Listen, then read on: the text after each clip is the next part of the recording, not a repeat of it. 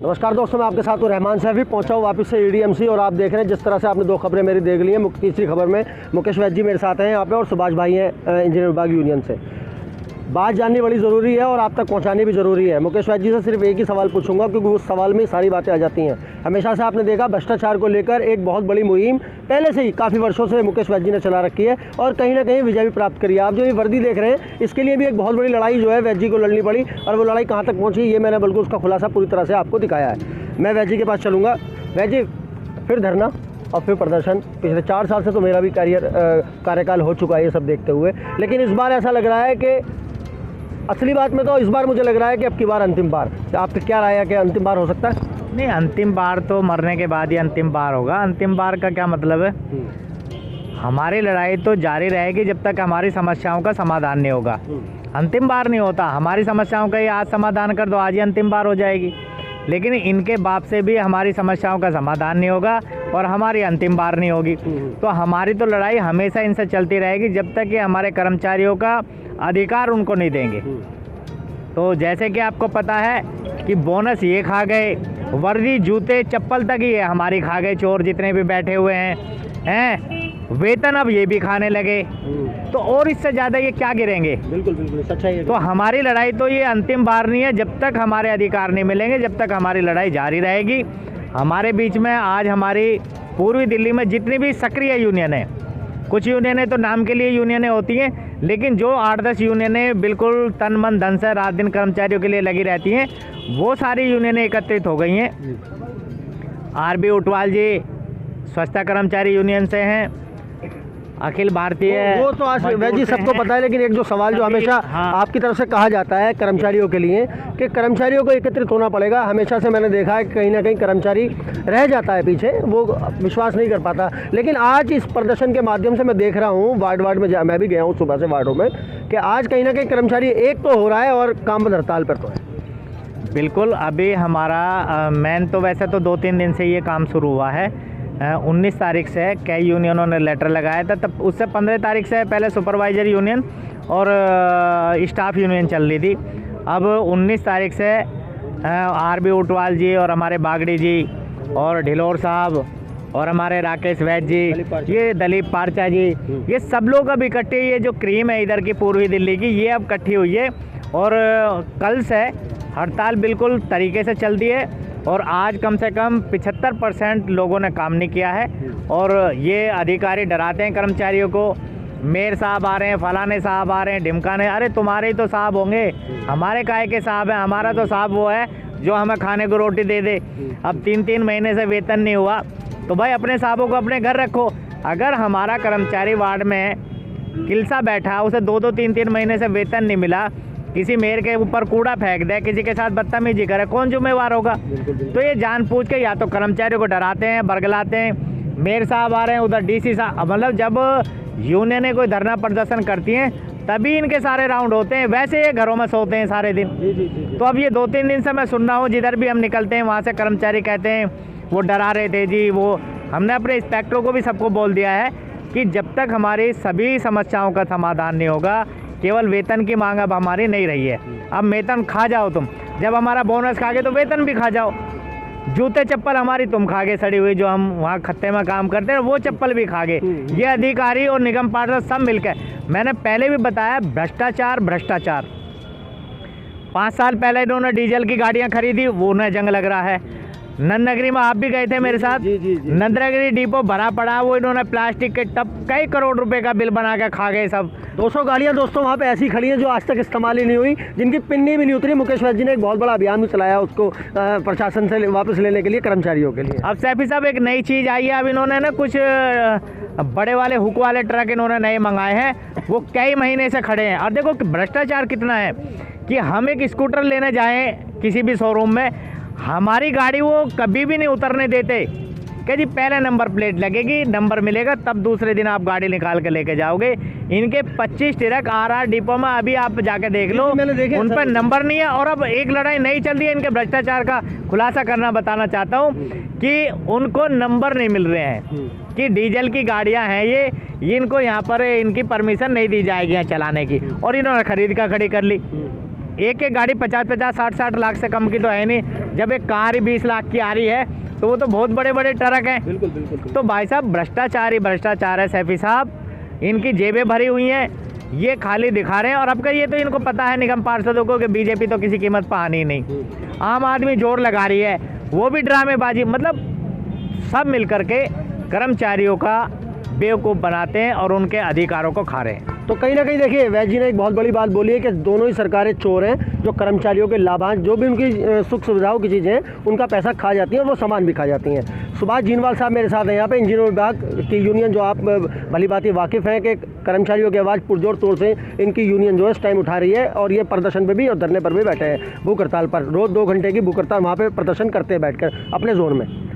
जीनवाल साहब, इंजीनियर विभाग कर्मचारी की भी यही समस्याएं जो आज सफाई कर्मचारियों के नेताओं जिस तरह से बता रहे हैं, क्या बताएंगे? जी सर, यही समस्या है हमारी, क्योंकि सभी हम कर्मचारी हैं। तो आज हम जो ये धरना प्रदर्शन आरबी उटवाल जी की अध्यक्षता में चल रहा है, संयुक्त मोर्चा के माननीय मुकेश बैद जी, हम इनको समर्थन देना है इंजीनियरिंग डिपार्टमेंट से। हाँ, मेरी यूनियन इनके साथ है। किस तरह की समस्याएं आप बताना चाहेंगे आम जनता को, किस तरह की समस्याएं प्रशासन की तरफ से इंजीनियर विभाग के कर्मचारियों को भोगनी पड़ रही है? हमें तो सारी समस्याएं सैलरी 3-3 महीने से नहीं हुई, बोनस हमारा नहीं है, सर ने बताया भी। और ये एरियल तो भूल ही चुके हैं हम लोग, हमारे लगे कितने हैं ये तो हम भूल ही गए हैं कि लगते कितने हमारे एरियल। तो ये सारी समस्याएं हैं, पैसे से डिपेंड है, पैसे बताते नहीं है। उधर केजरीवाल के यहाँ जा के बात करते हैं, वो इधर इनके लिए बीजेपी के लिए बोल देते हैं, ये बीजेपी से बात करते हैं केजरीवाल को बोल देते हैं। तो कहीं ना कहीं देखिए कर्मचारी को जो है बार बार, मैंने पहले से भी कहा है, हमेशा से फुटबॉल की तरह इस्तेमाल करती हैं दोनों सरकारें, कभी इस पाले में कभी उस पाले में। सचिन भाई है मेरे साथ यहाँ पे। सचिन भाई, प्रदर्शन आज हो ही गया और आज धरना रखा ही गया, जिस तरह से आपने कहा था बात सत्य हो गई अपनी जगह पर। आज कर्मचारियों के लिए किस तरह की मुहिम यहाँ से शुरू हो रही है प्रदर्शन से, आज जनता जानना है। सैफी साहब, आपके चैनल के माध्यम से पहले ये बताना चाहता हूँ कि आप समय रहते हमारे सफाई कर्मचारियों की जितनी भी समस्या है वो अपने चैनल पर बेखूबी दिखाते हो, आपका बहुत बहुत धन्यवाद। इस प्रदर्शन से आज शायद सचिन भाई आपकी आवाज़ में थोड़ी नमी लग रही है मुझे, क्योंकि आज लग रहा है स्वास्थ्य थोड़ा ठीक नहीं है। मैं उत्तराखंड गया था, वहाँ तक ठंड लग गई। सैफी साहब, जितनी भी सरकारें निगम में चल रही हैं, दिल्ली सरकार में चल रही हैं, ये सारे चोर हैं। आम आदमी पार्टी वो चोर बैठी हुई है, बीजेपी वो चोर, ये दोनों एक दूसरे के पाले में गेंद फेंक रहे हैं, बेवकूफ़ हम लोगों को बना रहे हैं। पर आज बड़ी खुशी का माहौल है कि सारा समाज जाग गया और एक दूसरे को समर्थन दे दिया और हम काम बंद हड़ताल पर चले गए हैं। आने वाले समय में चुनाव के अंदर जब भी आम आदमी पार्टी या बीजेपी ये हम लोगों के मोहल्लों में आएंगे, मैंने आपको बताया था, हर वार्ड के अंदर, हर विधानसभा के अंदर, हर लोकसभा के अंदर हमारा समाज रहता है। हम इनको आने वाले चुनाव में बताएंगे कि ये जिस प्रकार हम लोगों को परेशान कर रहे हैं, हमारे कर्मचारी रिटायर हो गए हैं, उन्होंने 60 साल की उम्र होगी, उनकी रिटायरमेंट हो गए हैं, उनकी पेंशन नहीं, उनके लाभांश नहीं, वे लोग परेशान हैं, नौकरी नहीं। जो कर्मचारी हमारे पक्के होने थे वो 20 साल की उम्र में लगा, 40 साल का हो रहा, उनको पक्का नहीं किया। जो पक्के हो भी गए हैं 2004 वाले, उनका एरियर नहीं है। तो बड़ा दुख का विषय है। आज बड़ा अच्छा माहौल है, हम सब एक हो गए हैं और प्रशासन की ईंट से ईंट बजा देंगे और अपनी मांग डिमांड जितनी भी अपनी समस्याएं हैं ये सब मनवा के रहेंगे और इन सरकारों को मुंह तोड़ जवाब देंगे। आपके चैनल के माध्यम से यही संदेश मैं देना चाहता हूँ और जितने भी समाज के हमारे लोग हैं आज दिल्ली में, उन सबसे यही प्रार्थना करना चाहता हूँ कि इसी प्रकार एक हो जाओ। एक होने का समय आ चुका है, अगर आज नहीं जागोगे तो फिर आपको समय नहीं मिलेगा जागने का। एक बात मैं यहाँ पर देखिए, बहुत बड़ी बात है, कहीं ना कहीं आज खुशी इस बात की है कहीं ना कहीं कि वाकई में आज जो है जितनी भी यूनियन सब एक हो गई हैं, एक प्लेटफॉर्म पे आ गई हैं। तो कहीं ना कहीं लगता है कि आप कर्मचारी की कुछ मांग जो है पूरी हो सकती हैं।